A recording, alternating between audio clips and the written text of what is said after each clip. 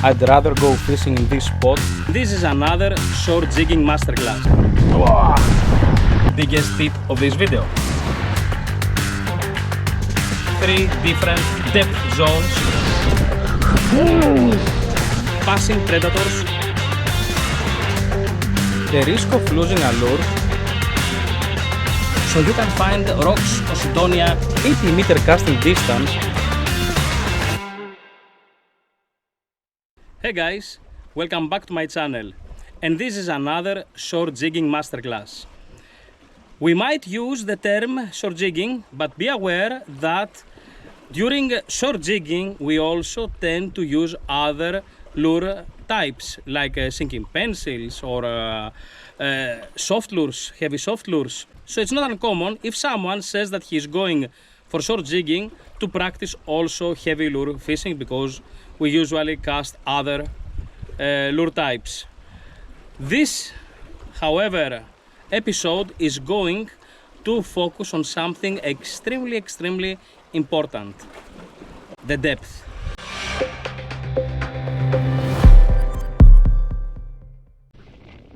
Many people dislike shallow waters, and the reasons are plenty. Whether it's the risk of losing a lure or the belief that the deep holds all the big catches. I used to think the same way. In this video, we are going to uncover the truth about shallow waters, and I'll help you appreciate the hidden potential they offer. So join me to another very informative video.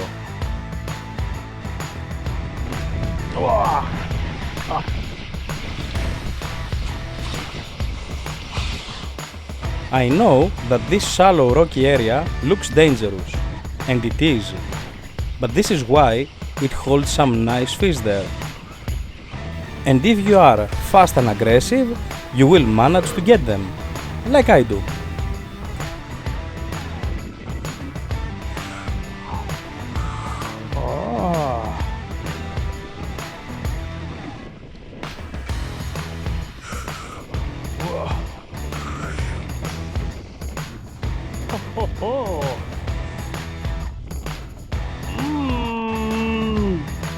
Beautiful!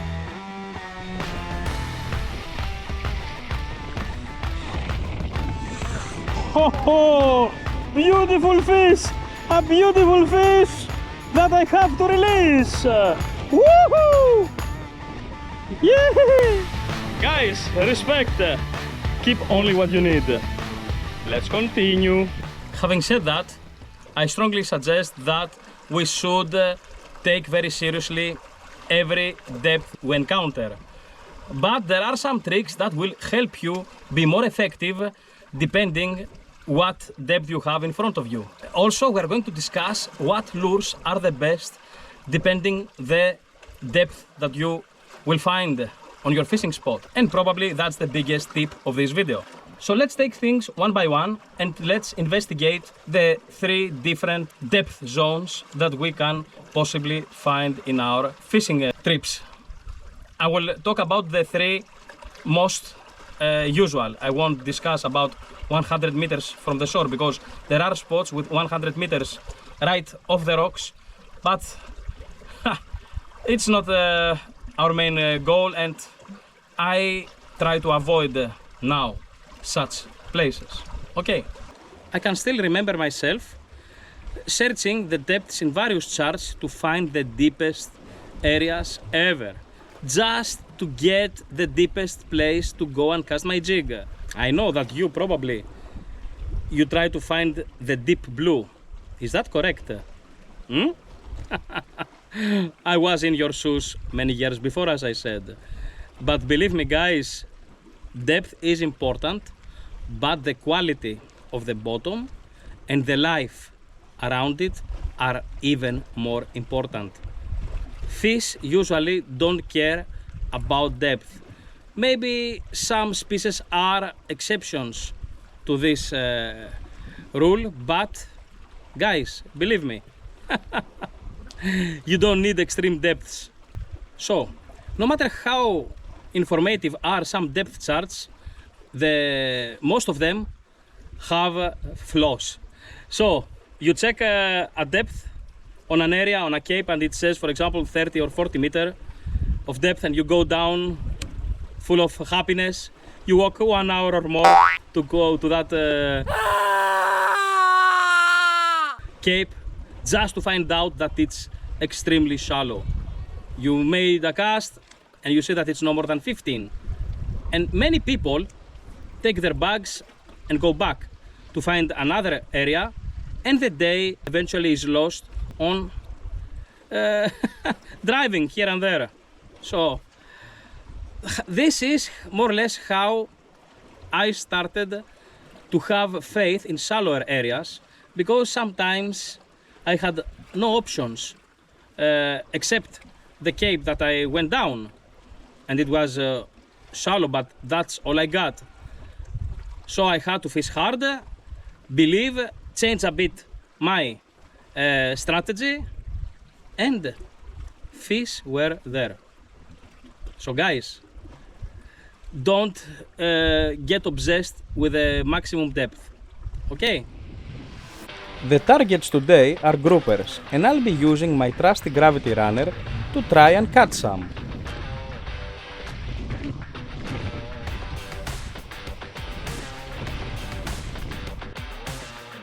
My son is with me, and I'm teaching him the basics of grouper fishing. He's not too thrilled about the shallow waters in front of us, but we are both about to learn an important lesson.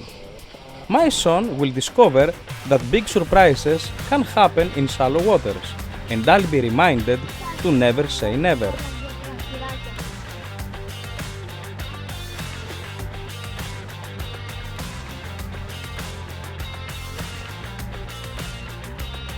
I know that the currents will change direction at 3:45, and this should bring the groupers higher to hand. I can feel the slack currents occur already.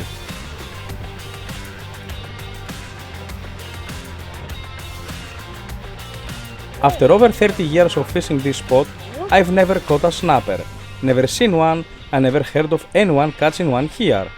But that's all about to change in just a couple of meters of water. Since I have very strong wind from my back, more than 6 before, I managed to make a casting distance more than 100 meters. As a result, I reached 25 meters plus of depth. But it's Posidonia there. My target are the shallows in front of me.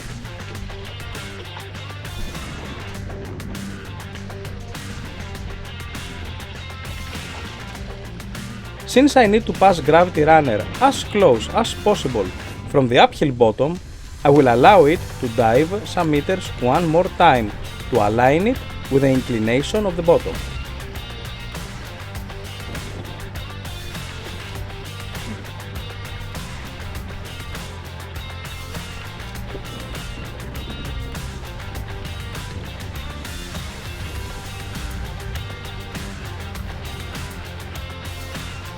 I am already in the shallows.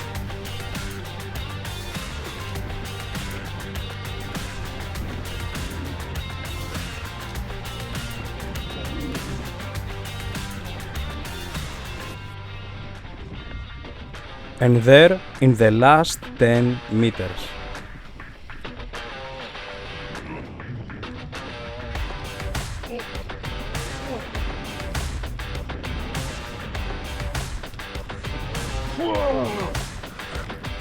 I know these reactions too well. My experience tells me it's a big snapper, but my brain refuses to believe it. Even if I don't leave any opportunity to the fish to react, a big snapper always finds a way to run to the rocks a couple of times. You can see the bottom is very dangerous. Oh shit! Not in the rocks again. Pulling and fighting hard a snapper in the shallows will not blow its swim bladder to paralyze it. As a result, it will fight like a dog of war to the last meter. Whoa! Just watch. Incredible! Woohoo! Wow! Incredible, guys! Incredible!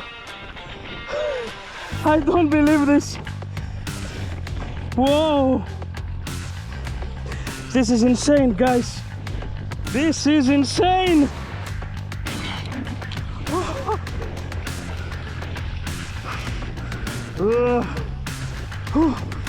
Insane! Whoa! I have got hundreds of snappers in the past, but none ever made me so happy.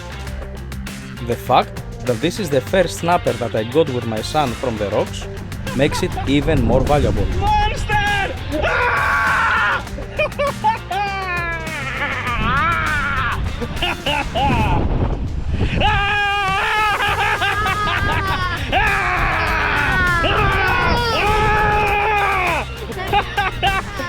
But that was a close call. Thanks God that super hard fluorocarbon leader is a tough mother. In our heads, we have that feeling that the deeper it is, the bigger fish there are there. No, guys.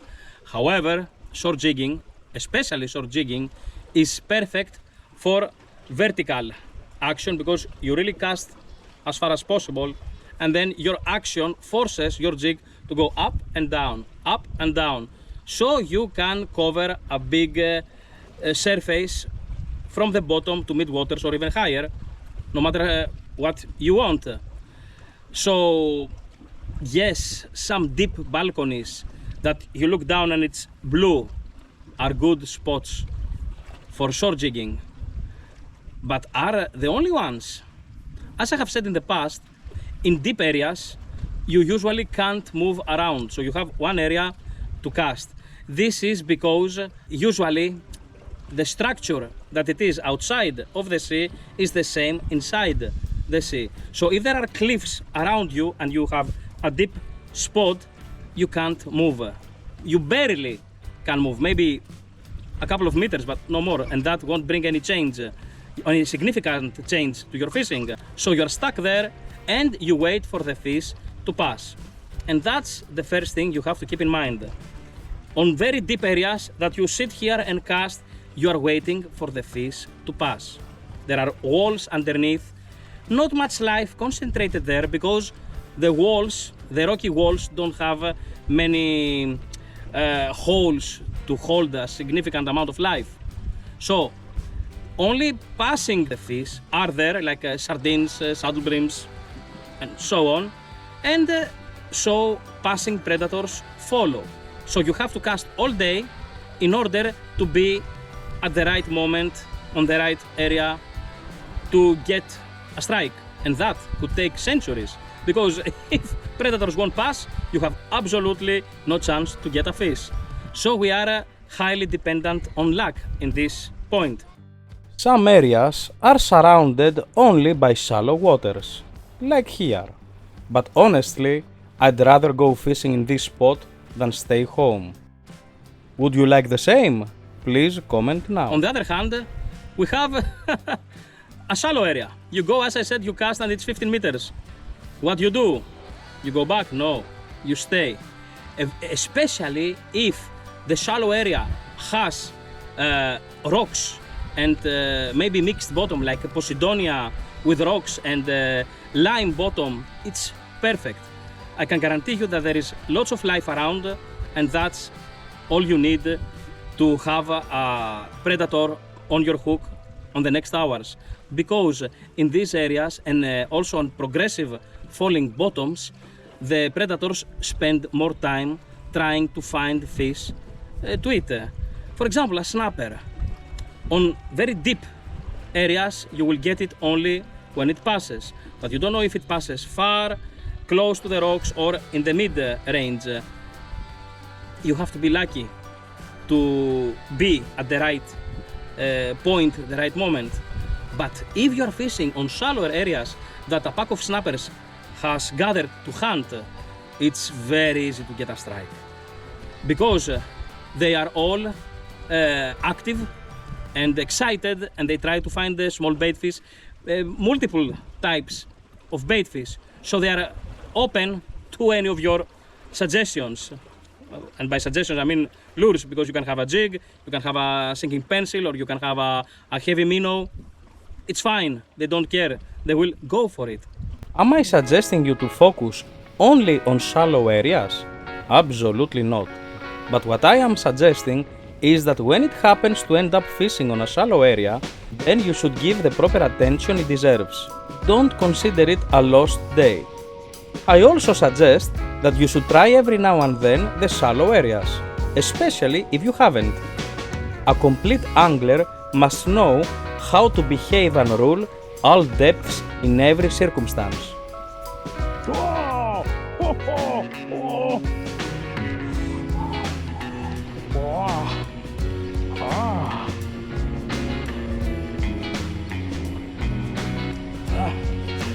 Oh! That's a smaller one.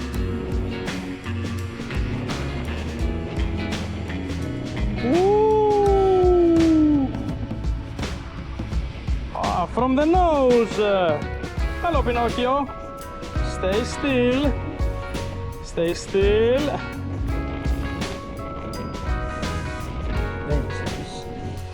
Okay. Oh. Yummy. Hoppa hoppa. Molto bene.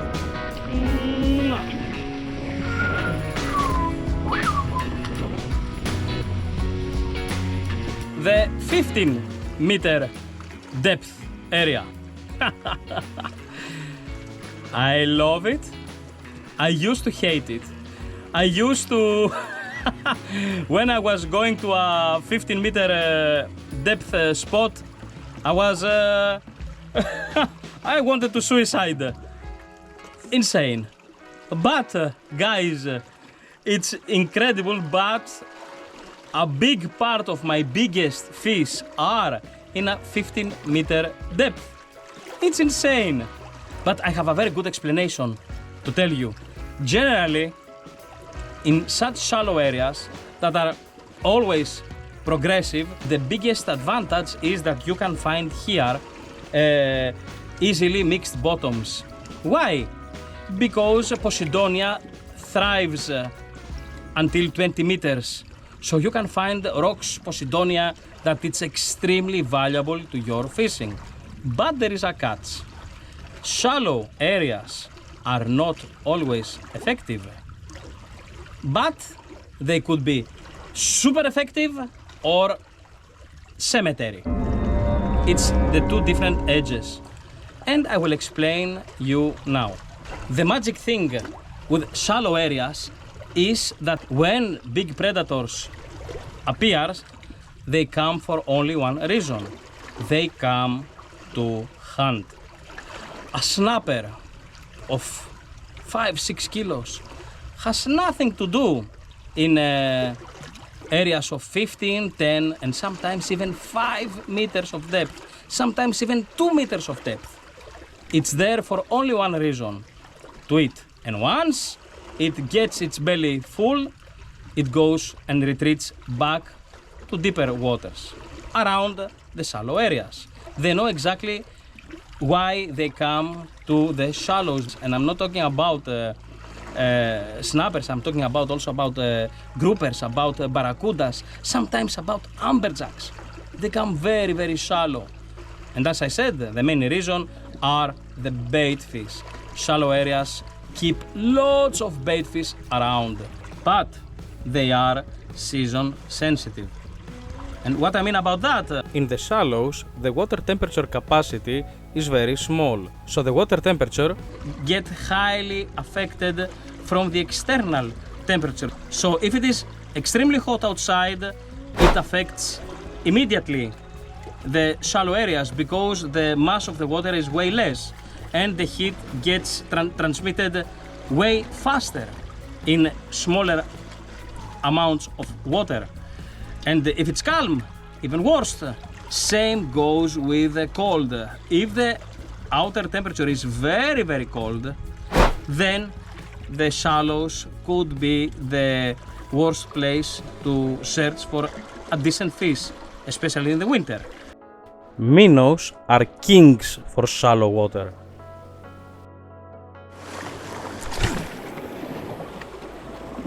Sometimes walking and casting a minnow in super shallow waters is all you need to get the job done. Just like here.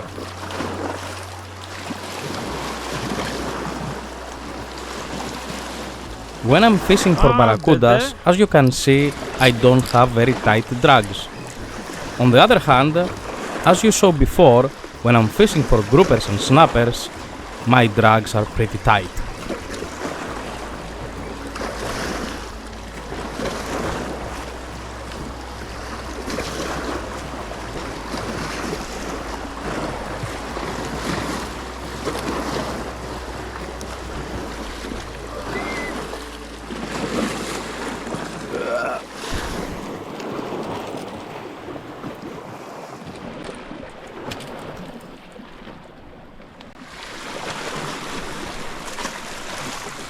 But now we are going to the good part, and I will explain you when and how. There is a small tip that you could take in your own advantage. If a day before or the day that you are fishing is wavy, the waves tend to blend the waters. So the waters from the deep mix from the waters in the shallows, and the water temperature adjusts and is even better for the fish to come out and hunt. Also, in shallower areas with the waves, the water gets way more oxygenized than in deeper waters, and that's another secret. So if, for example, in a shallow area like here, for 2 or 3 days is a strong wind, even such strong that you can't go fishing, the first day that the waters get calm is a very good day to go fishing, because it's full of oxygen and the fish will be very active in these areas. So you can do the same trick both in summer or winter. You can fish during windy days that the waters get blended, and during autumn and spring you can fish all day. Simple as that. A big disadvantage on such areas is that you cannot use jigs effectively. Maybe with a 60 or a 40 gram jig you could fish, and very technical, and sometimes I do, but most of the times sinking pencils and heavy minnows are the ultimate kings on these areas.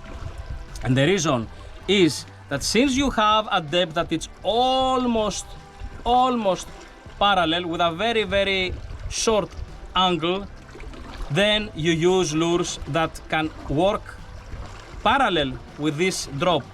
And sinking pencils and heavy minnows are ultimate for these areas, and also they look like a running fish that goes to the shallows for protection, and that's a very realistic effect. Another great advantage of the shallow waters is that we can exploit and fish almost the full length of the cast. So for example, on an 80-meter casting distance, our lure will run and cover a distance of at least 70 meters. The deeper it gets, the shorter this distance becomes, as we will see on the next episode. That's why I love shallow areas, and probably you have seen me using all types of hard lures and get quite fish, because they are amazing. I love shallow areas. Please note that during winter, that normally is not ideal to fish in shallow areas, sometimes big predators come to hunt there, even in the winter. In the summer is more easy to find fish, except the days that it's extremely hot. But during winter, there is the belief that fish don't come very shallow. And I can tell you, it's this is not true. I have found many times fish in shallow areas. And sometimes they are the only areas that I can get some fish. And the reason, one more time, are the bait fish. The biggest advantage of the shallow areas are the constant bait fish, that they live there all year long, and that the bigger predators know that they are there. On a short recapping, the advantages of the shallow areas regarding shore jigging are: 1. We don't need too much effort to animate our lure due to the limited depth. 2. If we like to use hard lures, then this is the ideal depth range. 3. We take full advantage of the casting distance to cover a wide fishing area. On the other hand, there are some disadvantages, and these are: 1. The risk of losing a lure due to a snag is very high, and new anglers will have to sacrifice many lures. 2. Using a jig in less than 15 meters is something that only very skilled anglers can achieve. 3. The shallows tend to get affected by external temperatures very fast and thus becoming sometimes hostile for the fish. Okay guys, so that's all for today. I hope that you got a small taste about what shallow waters can deliver. And guys, next time that you go down that cape and you find out that it's not as deep as you thought it would be, doesn't matter, keep hammering, believe me. And who knows, maybe your super trophy of your life might be in a couple of meters depth.